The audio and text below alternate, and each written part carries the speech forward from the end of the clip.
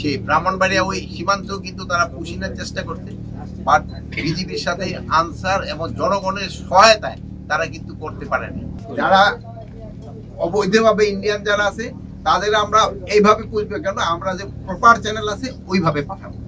সম্পদ লুণ্ঠন এবং সীমান্ত অপরাধ প্রতিরোধে বিজিবিকে তাৎক্ষণিক এবং কার্যকর প্রতিক্রিয়া নিশ্চিত করতে সহায়তা করবে।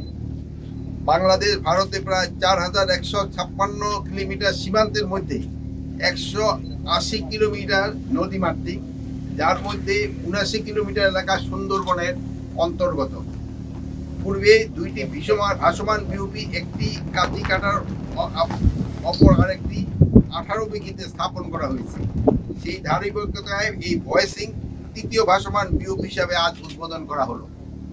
সীমান্ত কার্যকর জল ভিত্তিক নজরদারি নিশ্চিত করতে বিজিবির অধীনে একটি বিশেষ রিভারাইন মর্ডার গার্ড ব্যাটালিয়ন গঠনের কার্যক্রম প্রক্রিয়াধীন রয়েছে, যা ভবিষ্যতে সীমান্ত ব্যবস্থাপনায় যুগান্তকারী ভূমিকা রাখবে।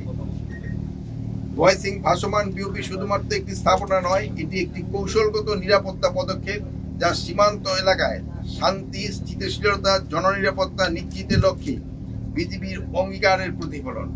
এই উদ্যোগ সীমান্তে নতুন নিরাপত্তা সংস্কৃতি প্রতিষ্ঠার পথে অগ্রণী ভূমিকা রাখবে এবং কার্যকর বর্ডার ম্যানেজমেন্ট সহায়তা হবে। আমরা কিন্তু যে এলাকায় ইন্ডিয়া পুশিং করেছে, এই মান্দারবাড়ি এলাকায় কিন্তু আমরা পরিদর্শন করে আসছি, যদি ওখানে নামা হয় না, মানে হেলিকপ্টারে আমরা ওই জায়গাটা ঘুরে আসছি। তো আমাদের হলো এটা আমাদের এখানে ফরেন মিনিস্টারে দিদি উনিও আছেন, আমরা তাদের জানিয়েছি আমাদের বাংলাদেশি যদি কেউ ইন্ডিয়া থেকে থাকে আপনারা প্রপার চ্যানেলে পাঠান। প্রত্যেকটা একটা প্রপার চ্যানেল আছে, যেমন আমরাও ইন্ডিয়ার যারা বাংলাদেশে আছে তাদেরও আমরা প্রপার চ্যানেলে পাঠাই, আমরা কিন্তু কাউরে পুশিং করি না। তো এই জন্য তাদেরও বলা হচ্ছে তারা প্রপার চ্যানেলে যদি বাংলাদেশিরা থাকে তাদের পাঠান।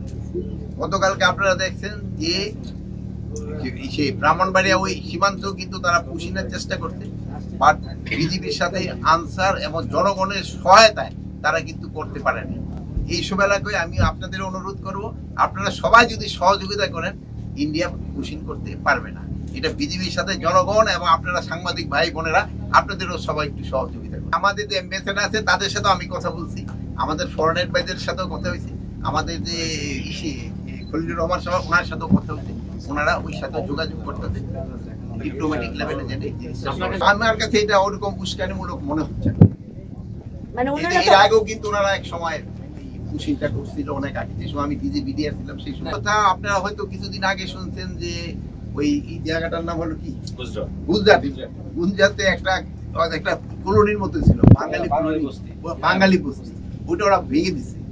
ভেঙে দেওয়ার পরেই এইটা কিন্তু শুরু হয়েছে। কারণ এটা আমরা অলরেডি প্রোটেস্ট পাঠিয়েছি, যারা ইউএনএসসিআর কার্ড হোল্ডার, যারা এর ভিতরে কিছু কিন্তু রোহিঙ্গা চলে আসে, এইসব রোহিঙ্গা আবার আমাদের দেশীয় ছিল, ওরাও গেছে, আবার যারা ইন্ডিয়ান রোহিঙ্গা তাদেরও পাঠায় দিচ্ছে।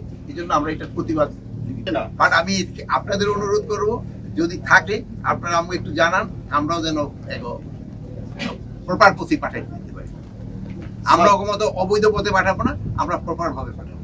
এখন এরা যদি আমার দেশের নাগরিক হয় তাহলে তো পুশব্যাক করার কোনো অধিকার নাই, যেহেতু আমার দেশের নাগরিক তো আমার থাকতে। কিন্তু বৈধভাবে যারা অবৈধভাবে ইন্ডিয়ান যারা আছে তাদের আমরা এইভাবে পুষবে কেন, আমরা যে প্রপার চ্যানেল আছে ওইভাবে পাঠাবো, যেহেতু এইভাবে অবৈধভাবে পাঠানোটা কিন্তু আইনত সিদ্ধ না।